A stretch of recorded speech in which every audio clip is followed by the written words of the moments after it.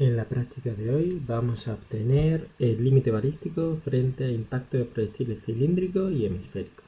En la práctica de grupo que tenéis que entregar se va a realizar un impacto de un proyectil contra una placa de aluminio para determinar su límite balístico.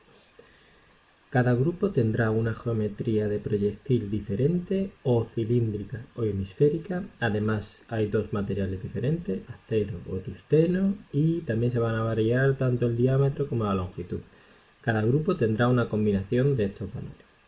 La placa, sin embargo, siempre será la misma, que será una placa circular de 125 milímetros de radio y 2,5 milímetros de espesor, de un aluminio 2024 T351. En el ejemplo que vamos a realizar en clase hoy se va a realizar el impacto de un proyectil, pero en este caso con geometría cónica. Tiene 5 milímetros de diámetro y 12 de longitud, siendo la parte cónica un tercio de esos 12 milímetros, y lo vamos a realizar de material acero. El proyectil va a impactar a una velocidad de 220 metros por segundo y, como en todas las prácticas anteriores, en este caso también vamos a utilizar la aximetría para poder simplificar el coste computacional.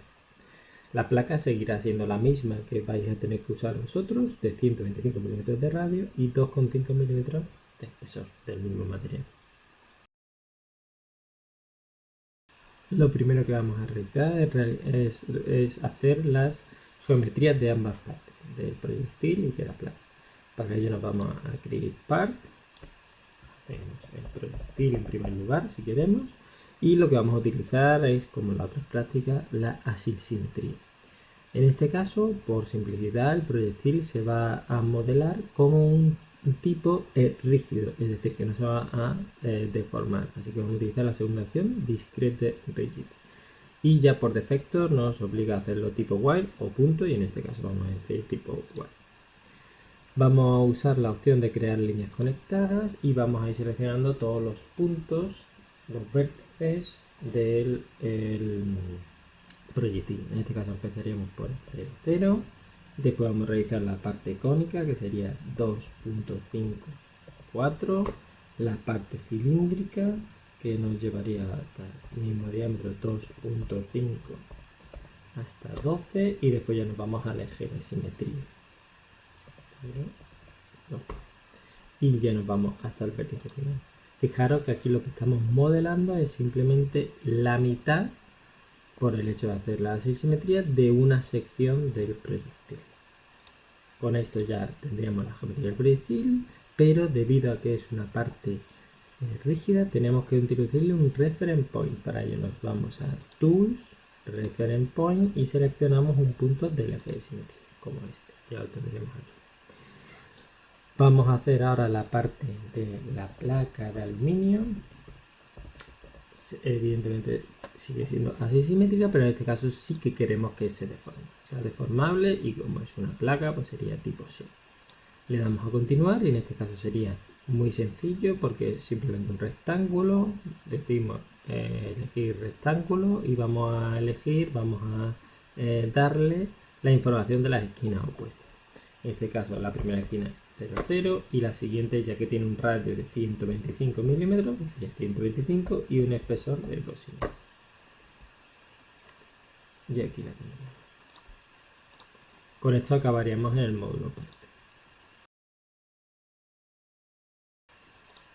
En el módulo property lo que tenemos que darle son las propiedades a cada una de las partes. En la placa de aluminio le tenemos que dar primero el material de aluminio. Para ello creamos el material, que hemos dicho que es el ALU 2024 T351, y le tenemos que dar densidad. Acordaros que el sistema de unidades que estamos usando es tonelada milímetro segundo, y por tanto la densidad sería en toneladas milímetros cúbicos, 2,77 menos 9. Y después las tensiones con este sistema de unidades siempre da en megapascales. Por tanto, la elasticidad sería en megapascales, que sería 73.100 megapascales, o sea, 73,1 gigapascales, ¿vale? 73.100. Y el coeficiente de Poisson, 0,33. También tenemos que darle la plasticidad tipo plastic, y en y en hardening tenemos que darle a tipo Johnson-Cook. Límite elástico sería 350 megapascales, el endurecimiento 440, endurecimiento potencial 0,42, el coeficiente relacionado con la temperatura 1,7, temperatura de fusión 775, temperatura de transición 293. Y ahora le tenemos que dar las propiedades relacionadas con la velocidad de deformación. Para ello le damos Suboption Rate Dependent. Y aquí tenemos que elegir tipo Johnson-Cook, donde la sensibilidad a la velocidad de deformación sería 0,0083 y la velocidad de deformación de referencia 3,34 y a la menos 4. Por último también tenemos que, en este caso, ya que se va a realizar un impacto y vamos a ver el daño, la penetración en la placa, tenemos que darle también al daño. Vamos a utilizar un daño tipo Shear Damage, donde solo le vamos a introducir la deformación última del material, que sería 0,3, lo demás está por defecto, y además le vamos a dar una evolución del daño donde lo dejamos todo por defecto poniendo en desplazamiento en el fallo igual a 0. Y con esto tendríamos hecho todo lo del material. Tenemos que generar ahora una sección, vamos a llamarla la sección del aluminio, en este caso sería Solid Homogeneous, con el material que hemos creado y asignarse. ¿Vale? Es importante que veamos este color verde. Al proyectil no hay que darle ningún material, ya que es rígido y por tanto no se va a deformar. Lo único que sí que le tenemos que dar es la masa al proyectil. Para ello nos vamos a Special, Inertia, Create, y en este caso ponemos la inercia del proyectil, de Point Mass Inercia, y le damos, tenemos que clicar al Reference Point y aquí asignarle la masa necesaria, la masa del proyectil, que en este caso en toneladas sería 1,44 e a la menos 6. Y ok.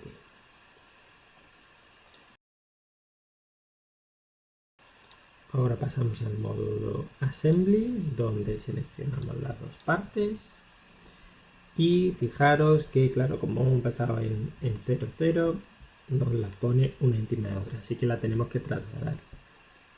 Le damos a trasladar instance, podemos trasladar cualquiera de ellas, por ejemplo vamos a usar el proyectil.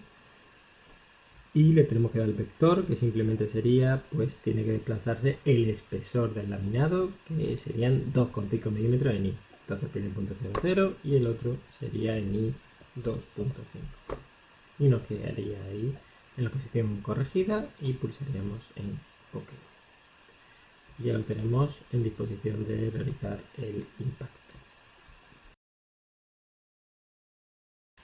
Después pasamos al módulo Step, donde tenemos que crear un step tipo dinámico explícito.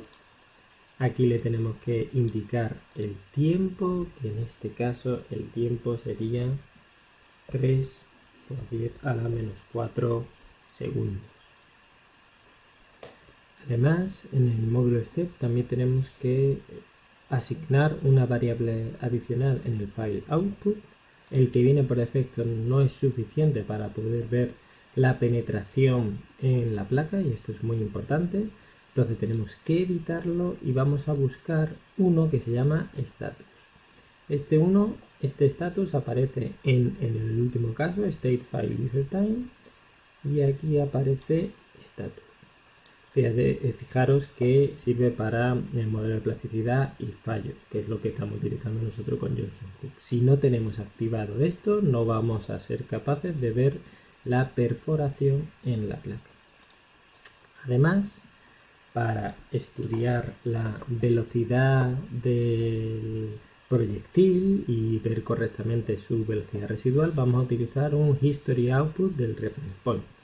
Para eso primero nos vamos a crear un set con el reference point, nos vamos a Tools, Set, Create, tipo Geometry, si queréis le ponemos un nombre, Set RF, continuamos y seleccionamos el reference point.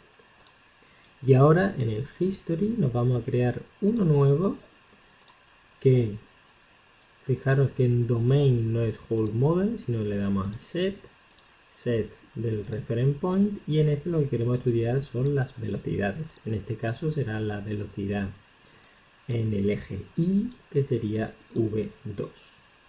Y le damos a OK. Vamos ahora al módulo Interaction, que es muy importante ya que vamos a modelar el contacto entre el proyectil y la placa. Para ello vamos a crear una interacción. En este caso no vamos a utilizar la tipo general, sino Surface to Surface Contact Split, la segunda opción, que es mejor para modelar la perforación del proyectil en la placa. Le damos a continuar. Lo primero va a ser seleccionar la parte master, que en este caso va a ser el proyectil. Vamos a seleccionar tanto esta parte en el eje, como la parte cónica, como la parte cilíndrica para realizar el contacto. Le damos a Done y ahora nos dice que seleccionemos el borde, que es el que va a hacer el contacto.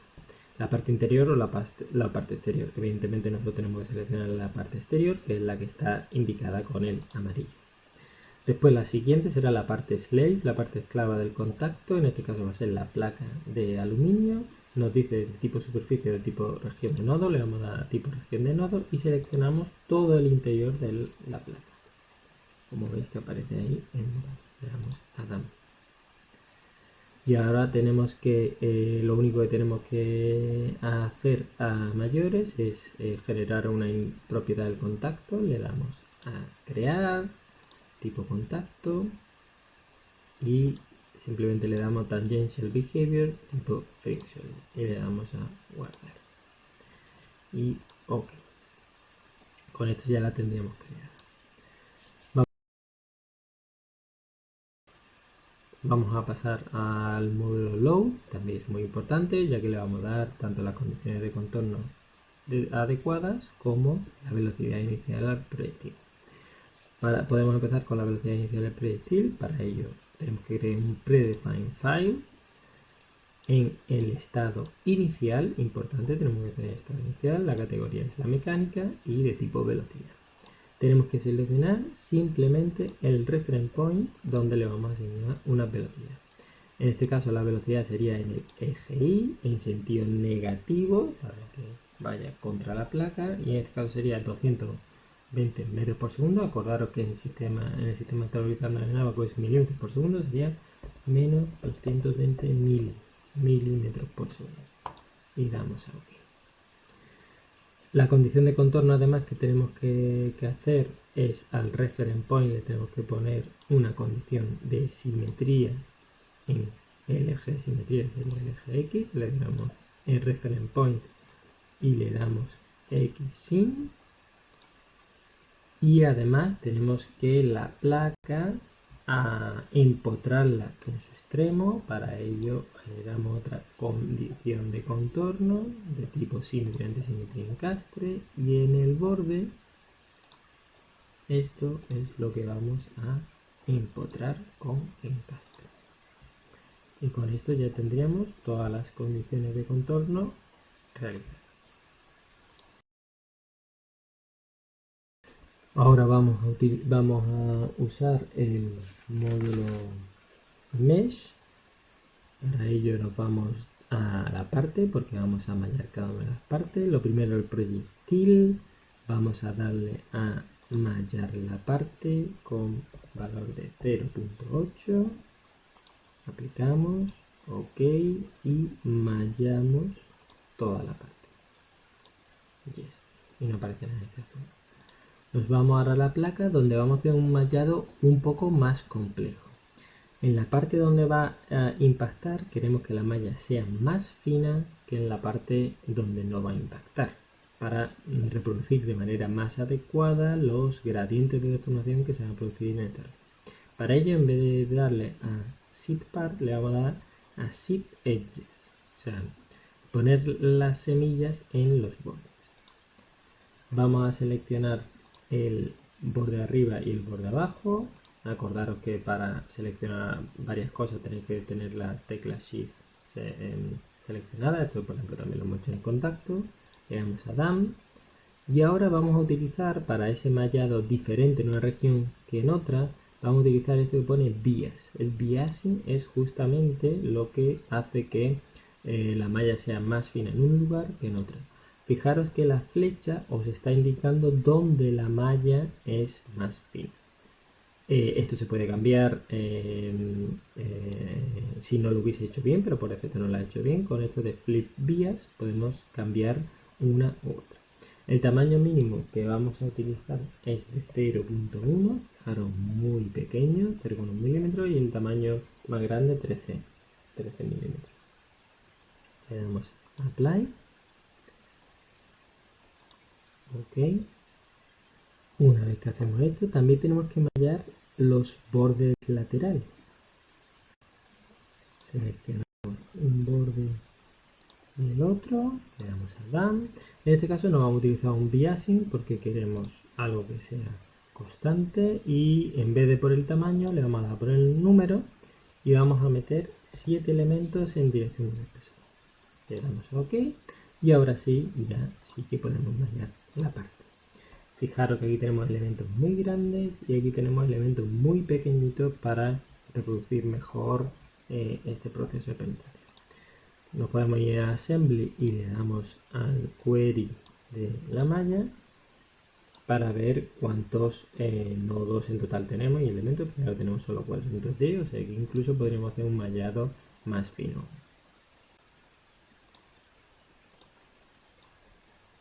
Tenemos que hacer también una cosa adicional en el modo Mesh para la placa, y es en el tipo Async Element Type. Seleccionamos toda la placa. Tenemos que en Element Library seleccionar Explicit. Además, Element Deletion, o sea, la eliminación del elemento, tenemos que decirle que sí. Y en Maximum Degradation le vamos a especificar un valor de 0.9.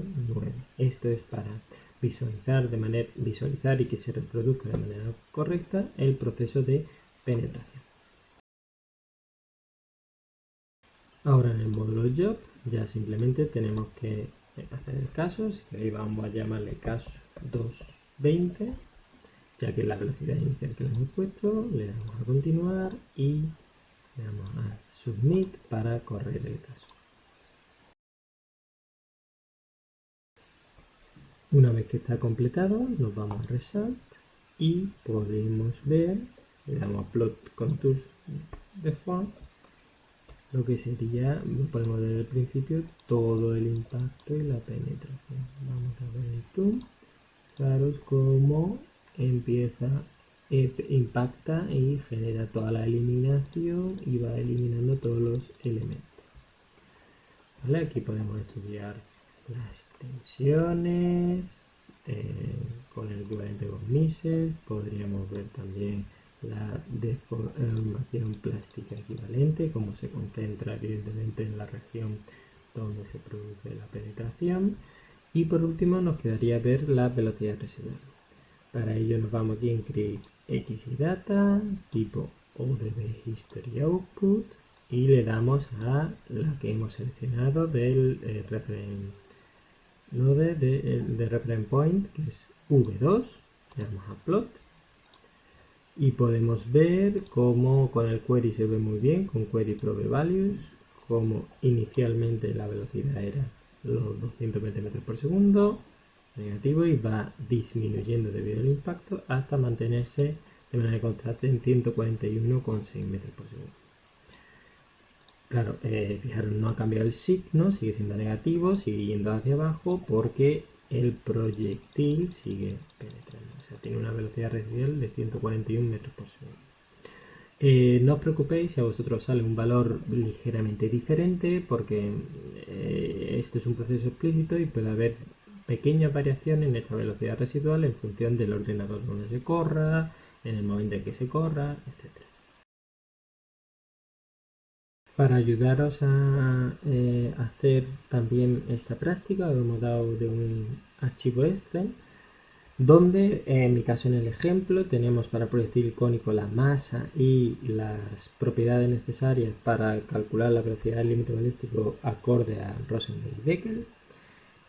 Si lo hacéis, os sale que la velocidad de Rosenberg-Beckel para el caso cónico que he realizado sería 219. Yo lo he redondeado a la decena más cercana, sería 220, por eso he elegido una velocidad de impacto de 200. Ahora hay que hacer la gráfica del límite balístico. Por ejemplo, yo he disparado 220 y me ha salido, bueno, alrededor, en el caso que habéis visto ahora mismo ha sido 142, en el caso que hice anteriormente era 142,6. Fijaros que estas pequeñas variaciones se deben a que lo he lanzado en distintos momentos, ¿vale? O sea, son normales.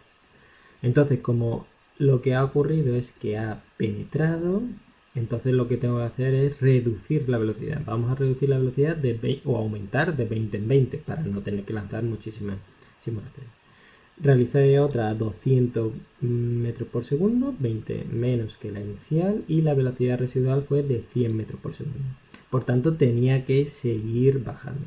Bajé a 180 y ahí sí que la velocidad residual fue 0.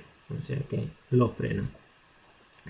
Y como se dice, para tener una curva adecuada es necesario al menos un valor que esté en 0, que en este caso sería 180, y al menos 3 con una velocidad residual. Por tanto, tendríamos solo 220 en inicial y 200. Vamos a realizar uno más, que también de 20 en 20, superior a 220, es decir, 240.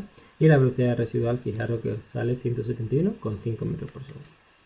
Para vuestro caso, os hemos preparado también una hoja Excel donde tenéis que meter el diámetro, la altura y la densidad de vuestro material y las propiedades de vuestro material, y os dará también la velocidad de Rosenberg-Beckel para el caso hemisférico y para el caso cilíndrico. Y tenéis una hoja preparada para los resultados. Aquí hay un ejemplo de la velocidad residual, de la velocidad inicial y la velocidad residual, que la tendréis que modificar para construir vuestra curva.